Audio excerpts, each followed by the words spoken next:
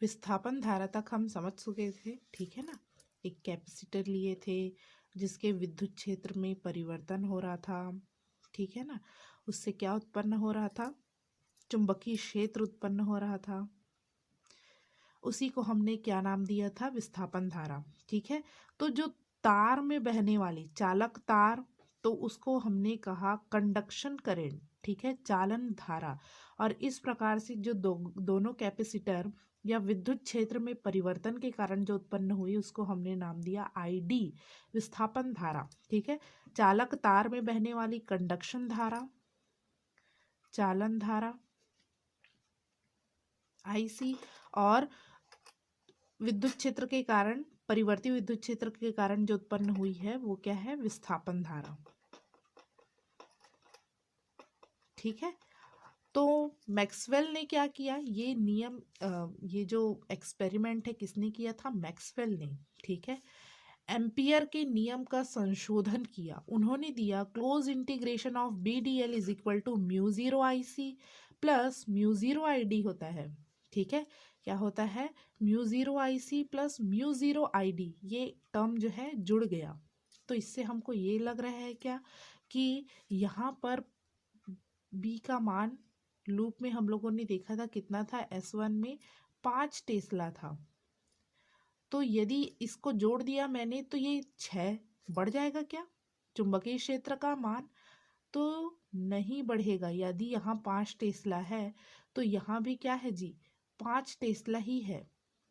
इसको जोड़ने से ऐसा लग रहा है ना भाई, 5 में यदि कुछ क्वांटिटी जोड़ दो तो हमको लगेगा कि भाई 6 होगा या कुछ में बढ़ जाएगा पॉइंट में, परंतु ऐसा नहीं है। यदि यहाँ 5 टेस्ला है तो यहाँ 5 टेस्ला ही उत्पन्न होगा। क्यों ऐसा हो रहा है, तो यहाँ देखिए, यदि S1 लूप में हमने चुंबकीय क्षेत्र का मान निकाला तो क्या होगा, ID 0 हो जाएगा। यहाँ विद्युत क्षेत्र में परिवर्तन हो रहा है क्या, तार में नहीं हो रहा है, तो ये वाला टर्म पूरा 0 हो जाएगा, ठीक है। अब यदि हमने यहाँ निकाला क्या, चुंबकीय क्षेत्र का मान S2 लूप में, तो क्या होगा, वहाँ कंडक्शन धारा, तार है क्या, नहीं है, तो ये वैल्यू जो है 0 हो जाएगी, ठीक है। तो कोई एक्स्ट्रा जो है वैल्यू का मान बढ़ेगा नहीं चुंबकीय क्षेत्र का, ठीक है। परंतु जोड़ने से ऐसा लगता है ना कि मान बढ़ जा रहा है, ऐसा नहीं हो रहा है, ठीक है। तो आईसी क्या है, चालक तार में बहने वाली धारा, और आईडी क्या है, विस्थापन धारा है, ठीक है। तो close integration of B D L is equal to mu zero I C plus mu zero I D की वैल्यू हम जानते हैं क्या होता है, चुंबकीय फ्लक्स में परिवर्तन की दर को किससे मल्टीप्लाई किया जाए, एप्सिलॉन जीरो से, ठीक है। म्यू जीरो कॉमन निकाल लिए तो क्या आ गया, I C plus epsilon zero D phi by D T, ठीक है। ई है मतलब विद्युत क्षेत्र। इसको क्या नियम दिया उन्होंने, एम्पियर मैक्सवेल का परिपथीय नियम नाम दिया उन्होंने, ठीक है ना। अब हमको सिद्ध करना है कि आईसी जितना, मान लो 5 एम्पियर है इसका मान, तो इसका मान भी क्या है, 5 एम्पियर ही है, कोई एक्स्ट्रा नहीं है, दोनों बराबर ही है, ठीक है ना। तो उसको सिद्ध कर रहे हैं, तो क्या ले लेते हैं, माना कि समांतर प्लेट संधारित्र के आवेशन में लगातार आवेशित हो रहा है, धीरे धीरे प्लस का मान बढ़ रहा है। माना कि किसी क्षण, ठीक है, किसी क्षण उसमें कितना आवेश है, क्यों आवेश है, एवं प्लेटों के मध्य विद्युत क्षेत्र प्लस से माइनस की ओर होता है। यदि उनके प्लेटों का क्षेत्रफल कैपिटल ए है, ये प्लेट का जो क्षेत्रफल है क्या है, कैपिटल ए है। तो सबसे फर्स्ट चैप्टर में हम लोगों ने पढ़ा था, समांतर प्लेट के लिए विद्युत क्षेत्र E is equal to Q upon epsilon zero A होता है। क्या होता है, Q upon epsilon zero A, ठीक। विद्युत फ्लक्स में परिवर्तन होगा, भाई विद्युत क्षेत्र में परिवर्तन, आवेश बढ़ रहा है तो विद्युत क्षेत्र, बल रेखाओं की संख्या बढ़ेगी ना, तो विद्युत क्षेत्र में परिवर्तन हो रहा है तो कह सकते हैं विद्युत फ्लक्स में भी परिवर्तन होगा। तो विद्युत फ्लक्स का मान निकाल लेते हैं, phi E is equal to E A cos theta होता है। जैसे चुंबकीय क्षेत्र के लिए phi B is equal to B A cos theta होता है ना, वैसा ही ई ए कॉस थीटा हो गया, ये चुंबकीय क्षेत्र था, ये विद्युत क्षेत्र हो गया, ठीक। अब थीटा विद्युत क्षेत्र और क्षेत्रफल सदिश के बीच का कोण है, तो ये इस दिशा में है। क्षेत्रफल सदिश क्या होगा, तल के लंबवत तो इसी दिशा में है, दोनों की दिशा समान है, तो थीटा बराबर क्या हो गया 0। और कॉस 0 की वैल्यू हम जानते हैं क्या होता है 1 होता है, तो 1 हो गया। हमारे पास बचा ई ए, क्या बचा ई ए, ठीक है ना। अब यहाँ मैंने ई का मान पुट कर दिया Q upon epsilon 0 A into A as it, A से ए कैंसिल हो गया, तो क्या बचा Q अपॉन एप्सिलॉन 0, क्या बचा phi E is equal to Q upon epsilon 0 बचा। ठीक है, अब विस्थापन धारा का मान निकालते हैं, तो क्या होता है epsilon 0 D phi E upon D T होता है। तो एप्सिलॉन 0 एज इट इज रहा। विद्युत क्षेत्र विद्युत फ्लक्स कितना है Q अपॉन एप्सिलॉन 0 है। एप्सिलॉन 0 तो कांस्टेंट है, उसको बाहर निकाल लेते हैं, ये दोनों कैंसिल हो जाएगा। D Q upon D T आया क्या, हाँ भाई, ये तो क्या होता है चालक तार में बहने वाली धारा। धारा मतलब आवेश प्रवाह की दर को बोलते हैं क्या, ये तो चालक तार में बहने वाली धारा के बराबर हो गया। ठीक है, किसके बराबर हो गया, चालक तार में बहने वाली धारा के बराबर। धारा के लिए यही सूत्र पढ़ा है ना हम लोगों ने, तो ये तो चालक तार में बहने वाली धारा IC के बराबर हो गया। अतः ID बराबर क्या होता है IC होता है। विस्थापन धारा चालन धारा के बराबर होती है। विद्युत क्षेत्र में परिवर्तन क्या है, लगभग समान होता है। ठीक है, यहाँ से हमको पता चल गया कि विस्थापन धारा और चालन धारा क्या होती है, दोनों बराबर होती है। इसी के आगे हम देखेंगे विद्युत की कंटिन्यूटी, करंट की कंटिन्यूटी। मान लो यहाँ से क्या धारा बह रही है, IC धारा प्रवाहित हो रही है, तो यहाँ पर देखो कोई तार ही नहीं है, तो धारा ही नहीं बह रही है, मतलब सर्किट क्या हो गया, डिसकंटिन्यू हो गया है, टूट गया है। तार को तोड़ दोगे बीच से, मान लो एक यहाँ पे तार जुड़ा हुआ है, यहाँ लाइट जल रहा है, ठीक है, तब विद्युत का प्रवाह हो रहा है धारा का। यहाँ से तार को मैंने तोड़ दिया, तो क्या धारा का प्रवाह होगा, नहीं। तो यहाँ देखो कोई तार ही नहीं है, फिर भी धारा प्रवाहित हो रही है, ये तो डिसकंटिन्यू हो गया, असंतत्य हो गया, लगातार नहीं है, बीच में टूट गया है परिपथ, तो कहाँ से धारा बह रहा है, फिर भी यहाँ धारा प्रवाहित हो रहा है। ठीक है, तो विस्थापन धारा से हमको ये समझ में आया कि हमारा जो सर्किट है वो डिसकंटिन्यू नहीं है, कंटिन्यूअस ही है। लगातार धारा का मान बना हुआ है। जितनी धारा IC यहाँ बह रही है, उतनी धारा ID यहाँ पर भी प्रवाहित हो रही है। देखो दोनों बराबर होते हैं ना, परंतु ये किसके कारण उत्पन्न हो रही है, विद्युत क्षेत्र में परिवर्तन के कारण उत्पन्न हो रही है। ठीक है, तो इससे ये भी सिद्ध हुआ विस्थापन धारा की खोज से कि विद्युत धारा जो है कंटिन्यूअस होती है, लगातार प्रवाहित होती, बीच में तोड़ देंगे तो नहीं प्रवाहित होगी। नहीं तो ये ही नहीं पता चलता, विस्थापन धारा नहीं होता तो यहाँ कैसे जो है धारा प्रवाहित हो रही है। यहाँ तो सर्किट बीच में टूट गया है फिर भी। ठीक है, तो इसी को हम प्रूफ करेंगे अभी आगे। विद्युत धारा का सातत्य, कंटिन्यूटी ऑफ इलेक्ट्रिक करंट, किसी बंद परिपथ के अनुदेश चालन धारा और विस्थापन धारा के योग में सातत्यता का गुण होता है। ठीक है, यद्यपि वे व्यक्तिगत रूप से स्वतंत्र नहीं होते हैं। ठीक है, इनमें कंटिन्यूटी का गुण होता है। प्रूफ करते हैं इसको। माना कि समांतर प्लेट संधारित्र के संयोजी तार में चालन धारा IC तथा दोनों प्लेटों के बीच विस्थापन धारा ID है। ठीक है, लूप S1 में D phi E upon D T क्या होगा, 0। लूप S1 में चुंबकीय फ्लक्स में परिवर्तन हो रहा है क्या, नहीं हो रहा है, तो D phi upon D T is equal to 0।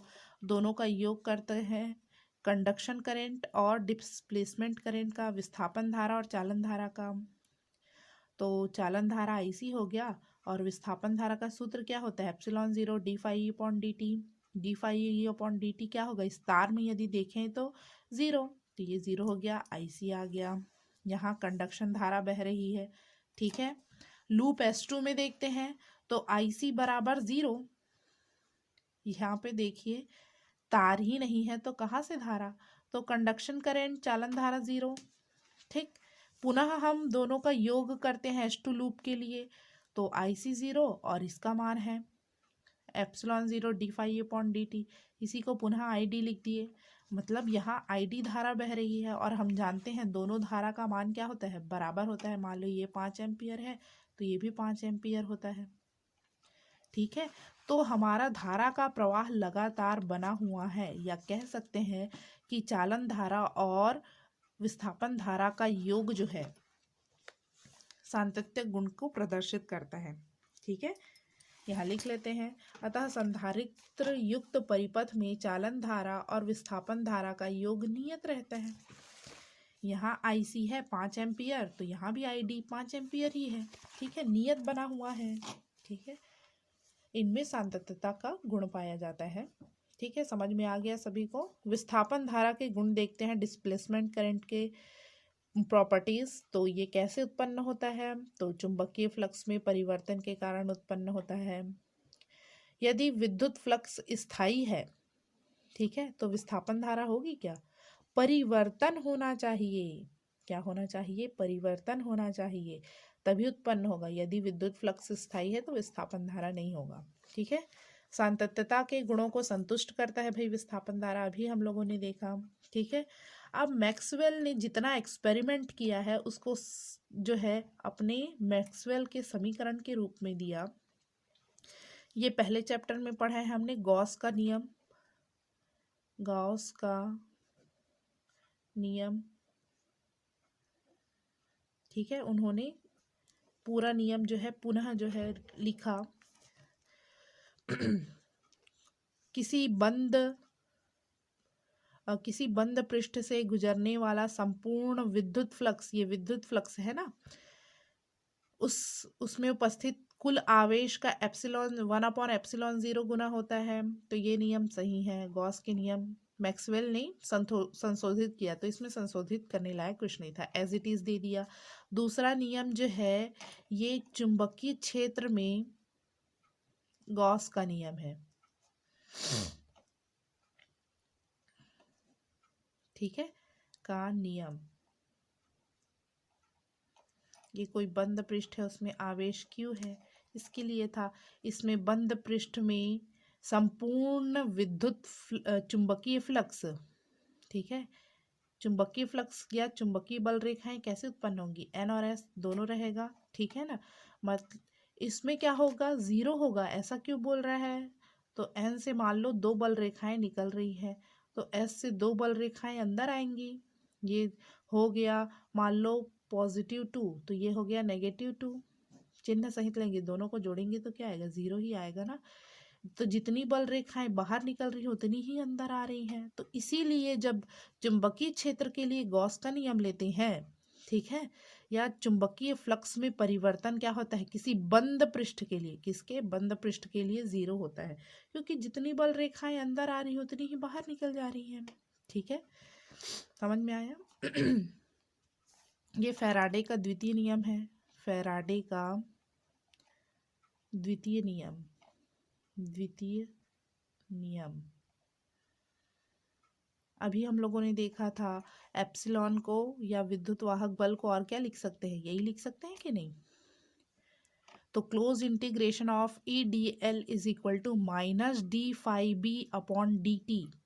ठीक है, और -d∅/dt क्या होता है, एप्सिलॉन होता है। तो ये समीकरण हमको वास्तव में क्या दर्शा रहा है, मैक्सवेल ने ये बताना चाहा कि चुंबकीय क्षेत्र, ये है ना φb, मतलब चुंबकीय क्षेत्र में परिवर्तन से विद्युत क्षेत्र उत्पन्न हो रहा है। ई मतलब विद्युत क्षेत्र, तो चुंबकीय क्षेत्र में परिवर्तन से विद्युत क्षेत्र उत्पन्न होता है। मैक्सवेल ने ये समझाना चाहा। ठीक है, नेक्स्ट है एम्पियर का नियम। एम्पियर के नियम में उन्होंने संशोधित क्या किया, एक एक्स्ट्रा टर्म जोड़ा μ0ID। ठीक है, तो close integration of BdL is equal to μ0IC plus μ0ID हो गया। ठीक है, ID का वैल्यू रख दिए μ0ε0 d∅b/dt। ये समीकरण वास्तव में क्या दर्शाना चाह रहा है कि विद्युत फ्लक्स में परिवर्तन से चुंबकीय क्षेत्र उत्पन्न होता है। ठीक है, या विद्युत क्षेत्र में परिवर्तन से क्या उत्पन्न होता है, चुंबकीय क्षेत्र, या विद्युत फ्लक्स में परिवर्तन से भी बोल सकते हैं चुंबकीय क्षेत्र। चुंबकीय क्षेत्र में परिवर्तन विद्युत क्षेत्र, और विद्युत क्षेत्र में परिवर्तन चुंबकीय क्षेत्र में परिवर्तन करता है। ठीक है, अब यहाँ से शुरू होगा हमारा विद्युत चुंबकीय तरंगे। ठीक है, अब देखते हैं विद्युत चुंबकीय तरंग तथा उनका उत्पादन। ठीक है, तो स्टार्ट करते हैं। स्थिर आवेश है, कोई आवेश शांत है, स्थिर है, तो अपने आसपास क्या उत्पन्न करता है? विद्युत क्षेत्र उत्पन्न करेगा। ठीक है ना। यदि कोई आवेश एक समान गति से गतिमान है, एक समान गति से, ठीक है, तो क्या उत्पन्न होता है जी? आवेश गति करने लग गया, मतलब धारा उत्पन्न हुई, और धारा है मतलब आसपास क्या उत्पन्न हो जाता है? चुंबकीय क्षेत्र उत्पन्न हो जाता है। ठीक है, यही पढ़े हैं ना हम लोग।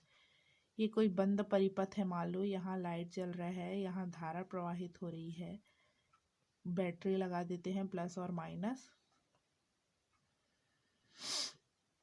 तो धारा प्रवाहित हो रही है मतलब आसपास क्या उत्पन्न हो जाएगा? चुंबकीय क्षेत्र उत्पन्न हो जाता है। क्या उत्पन्न हो जाता है? चुंबकीय क्षेत्र। पर आवेश है तो विद्युत क्षेत्र भी उत्पन्न होना चाहिए, होना चाहिए ना। आप लोग ऐसे ही सोचेंगे कि आवेश है तो क्या उत्पन्न होना चाहिए? विद्युत क्षेत्र भी उत्पन्न होना चाहिए। परंतु देखिए, आवेश कैसे उत्पन्न होगा? मतलब आवेश कैसे? किसी परमाणु से इलेक्ट्रॉन निकलेंगे, ठीक है ना, संघट हो रहा है, टक्कर हो रहा है, परमाणु अणु एक दूसरे, परमाणु जो है एक दूसरे से टकरा रहे हैं, इलेक्ट्रॉन मुक्त हो रहा है और वो गति कर रहे हैं, ऐसा ही है ना। तो इलेक्ट्रॉन निकलेगा तो ये इलेक्ट्रॉन ऋण आवेश और उतना ही धनावेश यहाँ पर भी आ जाएगा इस परमाणु में। मतलब टोटल यदि देखें, एक परमाणु से एक इलेक्ट्रॉन निकला, प्लस आवेश उसमें आ गया, एक दूसरे परमाणु से एक इलेक्ट्रॉन निकला, उसमें प्लस आवेश हो गया। यदि दोनों का योग करें तो कुल आवेश क्या होगा? जीरो होगा कि नहीं? -2 इलेक्ट्रॉन आवेश, और इसमें क्या होगा? +2 आवेश। धनात्मक आवेश 2 है और ऋणात्मक आवेश भी 2 है। कितना हो गया टोटल? 0। तो आवेश जब 0 है तो क्या होगा जी? विद्युत क्षेत्र होगा क्या? नहीं होगा। तो किसी बंद परिपथ के लिए यहाँ बताया गया है, एक समान गति से कोई आवेश जो है गतिमान है, तो उसमें केवल क्या उत्पन्न होता है? चुंबकीय क्षेत्र उत्पन्न हो जाता है। ठीक है, पुनः एक बार समझते हैं। बैटरी लगा दिए, आवेश गति कर रहा है तो धारा प्रवाहित हो रही है। अब इलेक्ट्रॉन कहाँ से आए हैं? इस चालक तार के परमाणु ही तो क्या कर रहे हैं? इलेक्ट्रॉन मुक्त कर रहे हैं। ठीक है, तो इलेक्ट्रॉन मुक्त कर रहे हैं तो वो स्वयं क्या हो रहे हैं? धनात्मक चार्ज नहीं बन जाएंगे? इलेक्ट्रॉन देते हैं तो हम धनात्मक चार्ज बन जाते हैं। तो मान लो यहाँ एक परमाणु ने एक इलेक्ट्रॉन दिया, दूसरे परमाणु ने एक इलेक्ट्रॉन दिया, तो ये स्वयं धनावेशित हो गया। और इस पूरे निकाय का यदि कुल आवेश देखेंगे तो क्या होगा? 0 होगा। ठीक है, कुल आवेश क्या होगा? 0 होगा। तो इसीलिए क्या होता है एक बंद परिपथ या एक समान गति से गतिमान आवेश चुंबकीय क्षेत्र बस उत्पन्न करता है, विद्युत क्षेत्र नहीं। ठीक, तो स्थिर आवेश उत्पन्न किया विद्युत क्षेत्र, गतिमान आवेश एक समान गति से वो किया चुंबकीय क्षेत्र। ठीक है, तो त्वरित आवेश देखते हैं, जहां आवेश का मान परिवर्तित हो रहा है। किसमें देखे थे? आवेश का मान लगातार परिवर्तित हो रहा है, कैपेसिटर में लगातार धनात्मक और इधर ऋणात्मक हो रहे हैं। तो आवेश जब परिवर्तित हो रहे हैं तो जो परिवर्ती आवेश है वो क्या उत्पन्न करता है? विद्युत क्षेत्र और चुंबकीय क्षेत्र दोनों उत्पन्न करता है। ठीक है, अभी हम लोगों ने देखा कि परिवर्ती विद्युत क्षेत्र है, मतलब वो क्या उत्पन्न करेगा? चुंबकीय क्षेत्र स्वतः ही उत्पन्न करेगा। यदि परिवर्ती चुंबकीय क्षेत्र है तो स्वतः ही वो विद्युत क्षेत्र उत्पन्न करेगा। ठीक है, तो परिवर्ती विद्युत क्षेत्र है मतलब वो क्या उत्पन्न करेगा जी? परिवर्ती चुंबकीय क्षेत्र उत्पन्न करेगा। इस बात को दिमाग में बिठा लो। ठीक है, यदि कहीं चुंबकीय क्षेत्र में परिवर्तन हो रहा है तो वहाँ आसपास विद्युत क्षेत्र में भी परिवर्तन होगा, और कहीं विद्युत क्षेत्र में परिवर्तन हो रहा है तो चुंबकीय क्षेत्र में भी परिवर्तन होगा। ठीक, तो कौन उत्पन्न करता है परिवर्ती विद्युत क्षेत्र और परिवर्ती चुंबकीय क्षेत्र? त्वरित आवेश। और यहीं से उत्पन्न होगा हमारा क्या? विद्युत चुंबकीय तरंग, क्या उत्पन्न होगा? विद्युत चुंबकीय तरंगें। तो ऐसा किसमें होता है? हम लोगों ने देखा था किसमें? एलसी सर्किट में। किसमें? एलसी सर्किट में विद्युत ऊर्जा चुंबकीय ऊर्जा में और चुंबकीय ऊर्जा विद्युत ऊर्जा में उत्पन्न हो रही थी, परिवर्तित। एक कैपेसिटर था और प्रेरकत्व लगा दिए थे, ठीक है ना। तब क्या हो रहा था? सी में जो है विद्युत ऊर्जा में थी और प्रेरकत्व एल में चुंबकीय ऊर्जा के रूप में संचित थी। तो एलसी सर्किट जो है विद्युत चुंबकीय तरंगे उत्पन्न करता है। नाम से स्पष्ट है, विद्युत भी होना चाहिए, विद्युत क्षेत्र, चुंबकीय क्षेत्र भी उसमें होना चाहिए। तो दोनों क्षेत्र कौन उत्पन्न करता है? त्वरित आवेश। कौन उत्पन्न करता है? त्वरित आवेश, ठीक है। तो त्वरित आवेश जो है विद्युत क्षेत्र और चुंबकीय क्षेत्र दोनों उत्पन्न करते हैं। और इसके लिए हम कौन से परिपथ का इस्तेमाल करते हैं? एलसी परिपथ का, ठीक है। एलसी सर्किट का उपयोग किया जाता है विद्युत चुंबकीय तरंगों को उत्पन्न करने के लिए, ठीक है। आगे देखते हैं, यदि चुंबकीय क्षेत्र या विद्युत क्षेत्र में से दोनों में से कोई एक समय के साथ परिवर्तित हो रहा है तो दूसरे को स्वतः ही उत्पन्न कर लेता है। अर्थात समष्टि में विद्युत चुंबकीय विक्षोभ उत्पन्न हो जाता है। क्या उत्पन्न हो जाता है? विद्युत चुंबकीय विक्षोभ उत्पन्न हो जाता है, जो समय परिवर्ती विद्युत क्षेत्र और चुंबकीय क्षेत्र से निर्मित होता है। समय के साथ परिवर्तन होना चाहिए ना। इस विक्षोभों में तरंग के गुण होते हैं, अतः इन्हें विद्युत चुंबकीय तरंगे कहते हैं। कैसे उत्पन्न होगा? विद्युत क्षेत्र और चुंबकीय क्षेत्र जब दोनों समय के साथ परिवर्तित होते हैं तब विद्युत चुंबकीय तरंगें उत्पन्न होती हैं। ये किसके कारण उत्पन्न होती है? त्वरित आवेश या दोलायमान भी बोल सकते हैं उसी को। दोलन कर रहा है आवेश, कभी बढ़ रहा है फिर कम हो रहा है, ठीक है। विद्युत केवल बढ़ेगा तभी परिवर्तन हो रहा है ऐसा नहीं है ना। आवेश कम भी होगा तो भी विद्युत क्षेत्र घट रहा है ना, तो भी परिवर्तन हो रहा है। तो त्वरित या दोलायमान विद्युत आवेश से विद्युत चुंबकीय तरंगें उत्पन्न होती हैं, ठीक है। विद्युत चुंबकीय तरंगों की चाल हम जानते हैं, जो प्रकाश की चाल होती है उसी के बराबर होती है, 3 × 10⁸ मीटर पर सेकेंड, ठीक है। यहाँ जो है विद्युत चुंबकीय तरंगों को दर्शाया गया है, एक्स में विद्युत क्षेत्र, वाई में जो है चुंबकीय क्षेत्र है। तो तरंग संचरण की दिशा इन दोनों के लंबवत होगी, ठीक है। जेड एक्सिस में ये विद्युत क्षेत्र, ठीक है, एक्स एक्सिस में चुंबकीय क्षेत्र, वाई एक्सिस में, ठीक है। तो इस प्रकार ये विद्युत क्षेत्र यहाँ मान बढ़ा कम हुआ तो वो क्या उत्पन्न करेगा जी? परिवर्तित हो रहा है तो ये चुंबकीय क्षेत्र उत्पन्न किया। अब चुंबकीय क्षेत्र में परिवर्तन हो रहा है तो वो विद्युत क्षेत्र उत्पन्न करेगा। अब विद्युत क्षेत्र में परिवर्तन हो रहा है तो वो चुंबकीय क्षेत्र उत्पन्न करेगा। चुंबकीय क्षेत्र में परिवर्तन हो रहा है तो वो विद्युत क्षेत्र। इस प्रकार लगातार लगातार जो है ये दोनों एक दूसरे को उत्पन्न करते रहेंगे या विद्युत चुंबकीय विक्षोभ उत्पन्न हो जाएगा, ठीक है। तो इस प्रकार से विद्युत चुंबकीय तरंगे जो है उत्पन्न होती है। विद्युत क्षेत्र और चुंबकीय क्षेत्र एक दूसरे के लंबवत तल में कंपन करते हैं। ये दोनों क्षेत्र तरंग संचरण की दिशा के लंबवत होते हैं। ये दोनों क्षेत्र क्या होते हैं? तरंग संचरण की दिशा के लंबवत होते हैं। ये तो डायग्राम से स्पष्ट भी है, ठीक है। परिभाषा देख लेते हैं। विद्युत चुंबकीय तरंगे वे तरंगे होती है जो एक दूसरे के लंबवत तलों में विद्युत क्षेत्र और चुंबकीय क्षेत्र के ज्यावक्रीय दोलनों से बनती है। ज्यावक्रीय, ज्या मतलब साइन, साइन में वैसे ही बनता है ना, ठीक।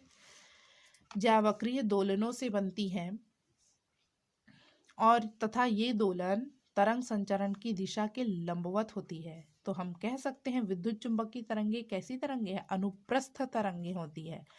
जब तरंग संचरण की दिशा कण की गति की दिशा के लंबवत होती है तो उसे अनुप्रस्थ तरंगे कहते हैं। तो विद्युत चुंबकीय तरंगे कैसी तरंगे हैं? अनुप्रस्थ तरंगे हैं।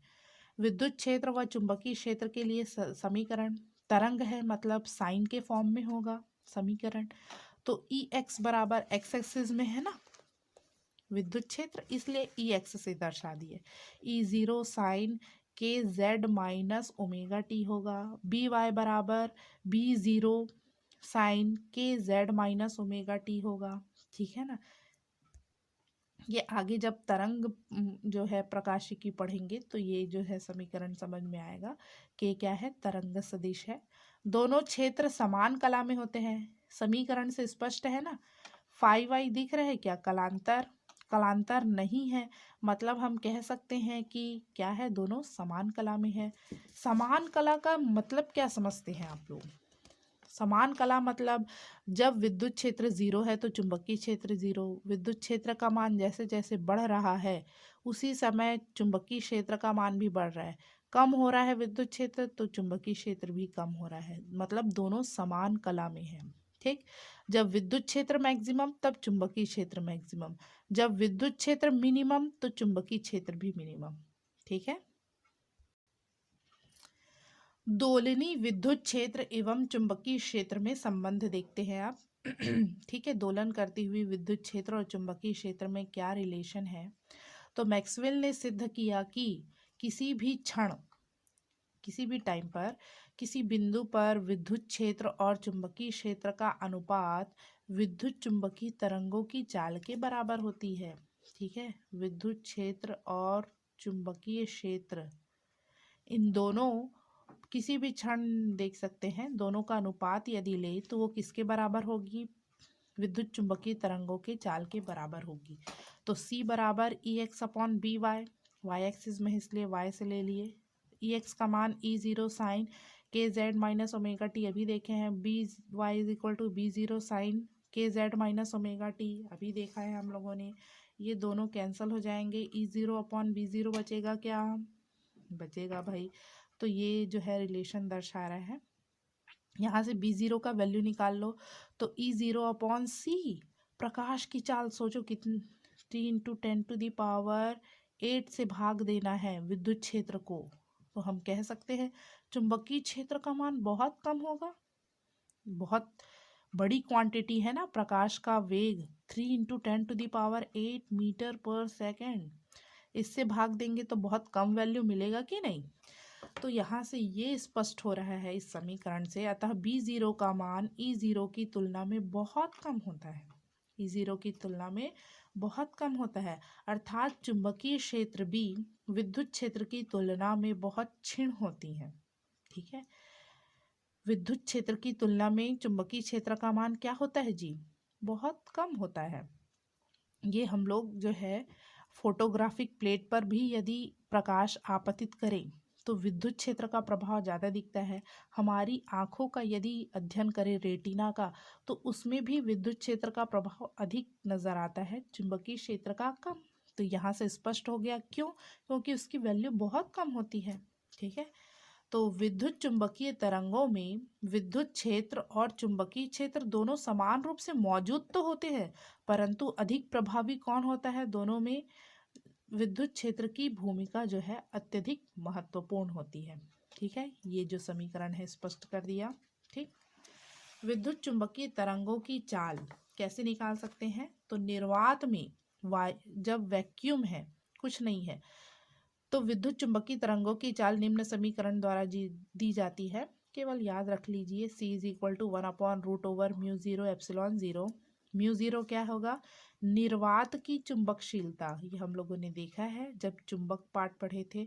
एप्सिलॉन ज़ीरो निर्वात की विद्युतशीलता, ये भी हम लोग जानते हैं। ठीक है, किसी माध्यम में यदि प्रकाश की चाल निकालनी है तब कैसे निकालेंगे, तो V बराबर 1/√μ इंटू एप्सिलॉन। अब म्यू क्या है, एप्सिलॉन क्या है, माध्यम की निरपेक्ष चुंबकशीलता, और एप्सिलॉन क्या है, माध्यम की निरपेक्ष विद्युतशीलता है। एप्सिलॉन मतलब विद्युतशीलता, म्यू मतलब चुंबकशीलता, ये निरपेक्ष है ना, किसी के सापेक्ष हम नहीं देख रहे हैं। अब म्यू बराबर मैं लिख सकती हूँ म्यू ज़ीरो म्यू आर। ठीक है, mu zero into mu R, तथा एप्सिलॉन बराबर लिख सकती हूँ एप्सिलॉन ज़ीरो एप्सिलॉन आर। ये सब पीछे हम लोग चैप्टर में पढ़ चुके हैं ना, ये कहीं से एक्स्ट्रा नहीं आया है। म्यू आर और म्यू एप्सिलॉन आर क्या है, तो माध्यम की आपेक्षिक, किसी के सापेक्ष, रिलेटिव है ना आर, सापेक्षिक चुंबकशीलता और एप्सिलॉन आर आपेक्षिक या सापेक्षिक बोल सकते हो विद्युतशीलता। तो यहाँ से V इज इक्वल टू आ जाएगा 1/√ओवर mu R epsilon 0 epsilon R. Mu और एप्सिलॉन का मान रख दिए यहाँ, ठीक है। तो इज इक्वल टू 1/μ0 एप्सिलॉन 0 को एक साथ रख लिए into √mu R epsilon R को एक साथ, और 1/μ0 एप्सिलॉन 0 क्या होता है C, निर्वात में प्रकाश की चाल, तो रख दिए वहाँ पुट कर दिए। तो ये C/√μ0 एप्सिलॉन आर आ गया। इसी क्वांटिटी को हम कहते हैं माध्यम का अपवर्तनांक। क्या कहते हैं? माध्यम का अपवर्तनांक। तो ईटा से प्रदर्शित कर दिए, तो ईटा का मान क्या आएगा? निर्वात में प्रकाश की चाल और माध्यम में प्रकाश की चाल के क्या कहते हैं? अनुपात को क्या कहते हैं? माध्यम का अपवर्तनांक। ठीक है, यहाँ कोई माध्यम है कांच, ठीक है, इसका अपवर्तनांक निकालना है तो कैसे निकालेंगे? तो निर्वात में प्रकाश की चाल और कांच में प्रकाश की चाल, माध्यम, उस दोनों का अनुपात निकालेंगे तो माध्यम का अपवर्तनांक आ जाएगा। ठीक, नेक्स्ट देखते हैं, लास्ट टॉपिक है विद्युत चुंबकीय तरंगों की ऊर्जा कितनी होगी और कहाँ संचित रहती है। तो विद्युत क्षेत्र और चुंबकीय क्षेत्र दोनों में संचित रहती है ऊर्जा। विद्युत चुंबकीय तरंगों द्वारा ऊर्जा का स्थानांतरण होता है। तरंग क्या करते हैं? ऊर्जा का स्थानांतरण करते हैं। तो विद्युत चुंबकीय तरंगों द्वारा ऊर्जा का स्थानांतरण होता है। यह ऊर्जा दोलनीय विद्युत क्षेत्र और चुंबकीय क्षेत्र में संचित रहते हैं। जो दोलन करते हैं हमारा विद्युत क्षेत्र और चुंबकीय क्षेत्र, उसमें संचित रहते हैं। तो विद्युत चुंबकीय तरंगों की कुल ऊर्जा हम निकाल सकते हैं U बराबर 1/2 विद्युत ऊर्जा कितनी है और चुंबकीय ऊर्जा कितनी है, हम दोनों का योग करें तो कुल ऊर्जा निकल आएगा।